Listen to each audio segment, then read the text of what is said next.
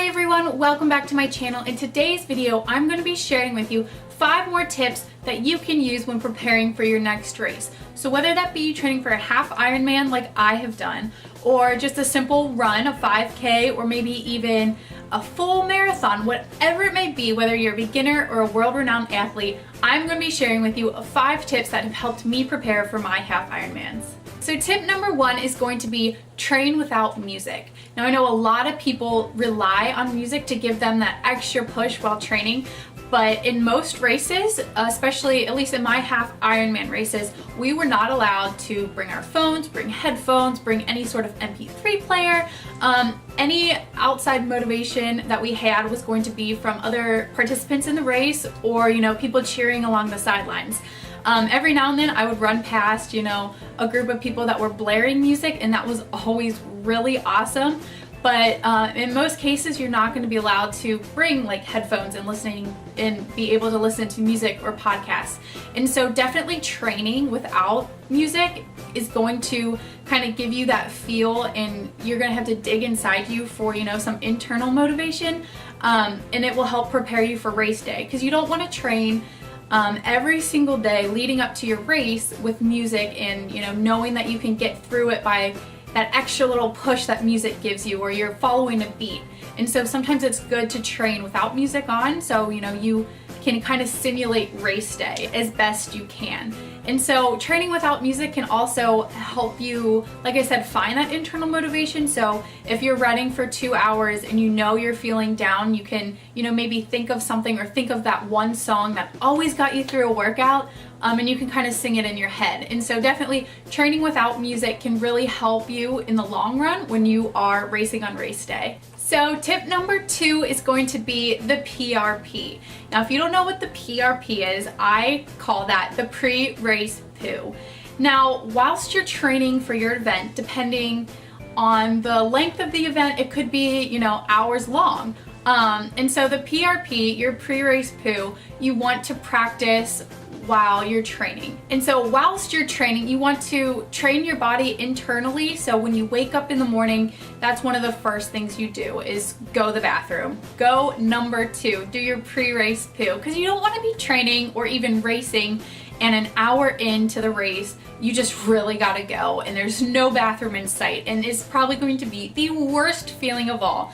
And even if you do go to the bathroom, that still could happen depending on what you ate the night before, or what you ate that morning. But definitely, if you're not used to going to the bathroom, first thing in the morning and just pooing, it sounds so funny, but it's so important. You definitely want to start training your body to do that, because it'll definitely help you in the long run. I know some things that help me go to the bathroom in the morning is drinking, whether that be a warm or a hot cup of coffee, either, regular coffee or decaf, or even just drinking some type of warm liquid in the morning just always helps me, flush everything out.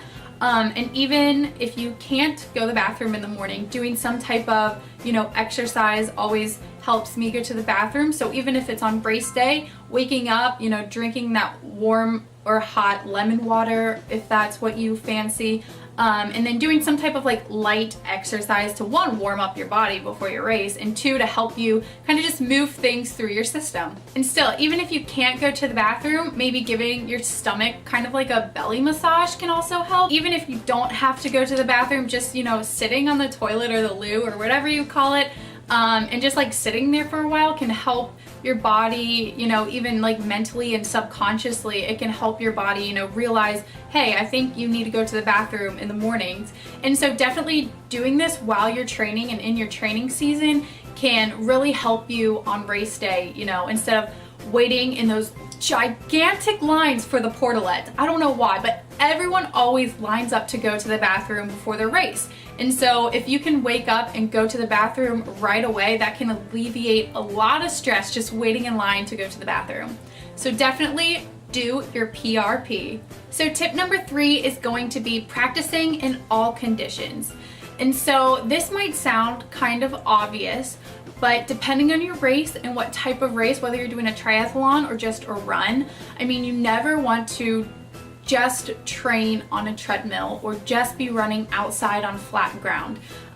You may not know what type of elevation on race day your race is going to be, and so it's always good is if you hate running hills, every now and then, you know, add hills into your workout. Or if you're doing like a triathlon and you're biking, bike up hills. It's going to greatly improve your training as well as like your endurance. And then if you get out on your course and you know you see a hill, you know, a mile ahead, you can say, oh, I've trained, I have done hills before, and you can set your gears right, or you know, you can work on your breathing. Then that is definitely going to help on race day. And also, if you're training and it's raining outside and you're like, dang, I really don't want to run in the rain, if everything is safe and all of that, I would push you to go run in the rain. Because you never know on race day, it could be raining, it could be snowing, it could be 30-mile-per-hour winds. And if you can honestly say that you've trained in the rain, or you've trained when it's windy outside, that will at least hopefully make you feel a little bit more comfortable on race day. And so that's why don't skip your workout if you're scared of biking hills or if you're scared of running in the rain. I suggest just try it. You don't have to do, you know, 10 miles in the rain. Maybe do like a mile in the rain. See how it feels, see how your legs feel, see how your feet feel in wet shoes, and see how your body reacts to wearing wet clothing.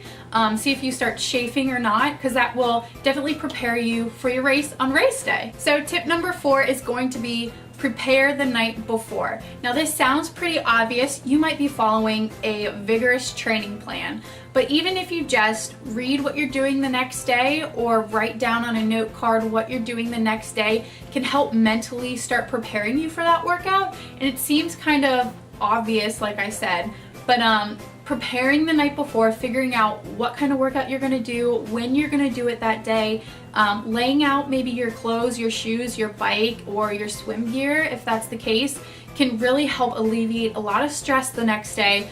And this is something that I do and I continue to do. So whether I'm following a plan or if I'm just, you know, spontaneously going to come up with a workout, I always try to think about just a little bit something the night before that can help me prepare for my workout that very next day. Also, with preparing the night before, you have a chance to look at the weather conditions. You have a chance to figure out, you know, your schedule and where your workout will fit into your schedule that next day. You can figure out maybe what foods you're gonna eat, or if you know you're gonna be running 9 miles, you can lay out maybe some gels or chews to take with you, or prepare, you know, water bottles the night before, and just make sure that you have everything you need to successfully train for the following day. And finally, tip number 5 is going to be wear comfortable gear. So whether you're doing like a 5K, or you're doing a marathon, you're doing a full Ironman, or even just a half Ironman, or even if it's just a bike race, whatever it may be, just make sure you are wearing comfortable gear. It was so tempting for me when I was first training and starting out preparing for a half Ironman. I wanted all of the coolest things. Now I did buy some things that I didn't have, like goggles and a swimsuit and a bike, but especially triathlons can be extremely expensive. It's an expensive sport to kind of be in. The races themselves are quite expensive. And so you don't want to get on race day and be wearing something that you're not necessarily comfortable in, because that can greatly affect, you know, your mood, how well you perform that day. And so if you know you are wearing something comfortable and that you have trained in and that you know works, can really help on race day. So for my very first half Ironman race, I hated training and wearing tight clothing. And so I was so excited. I was like, I'm gonna buy a tri kit. I'm gonna buy, you know, everything I need. And then I ended up spending quite a bit of money on something, and I put it on and I just was not happy. I didn't like what I looked like. I didn't like how it felt. But I was like, I want to look like a triathlete. I want to wear the same gear they're wearing. But at the end of the day, I kind of just threw it aside. I think I returned one thing because I was like, you know, I'm not happy with this and how I perform when I wear this top or these shoes. And so just get something that you are comfortable in. My very first race, I ended up wearing tri bottoms, so bottoms that I could wear swimming, biking, and running, and then I wore a sports bra for when I swam. And so I didn't have a fancy swimsuit, I didn't have a fancy like tri kit or anything, and I definitely didn't look like all the other triathletes out there, but that's what I was comfortable in, and that worked for me. And so when I went to bike, I completely changed my outfit aside from my tri shorts.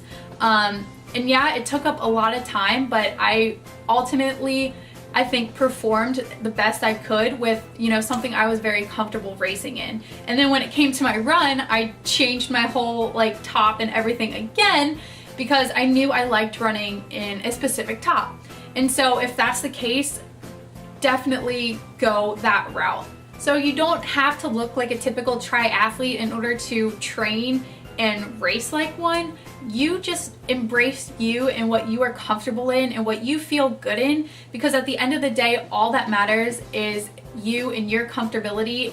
So whether you are trying to be first place or just you're competing against yourself, or just even just trying to finish the race, just wear something that you know you're going to be comfortable and confident in, because at the end of the day, that is all that matters. So hopefully you can take something from this video, whether training without music, doing your PRP, training in all types of conditions, preparing the night before, and wearing comfortable gear can help aid you in training for your next upcoming race. These are things that have really helped me in the past and are things that I'm going to continue to do when training for my next race. I myself am currently looking up future races that I could potentially sign up for. So if you know of any that are your favorite type of races, leave them in the comments below and I will definitely check them out. Like I said, I hope these 5 tips have helped you or will help you or will get you started to training for your next race. So comment down below, give me a thumbs up, share my video, and definitely subscribe to my channel, and I will see you guys next time. Bye!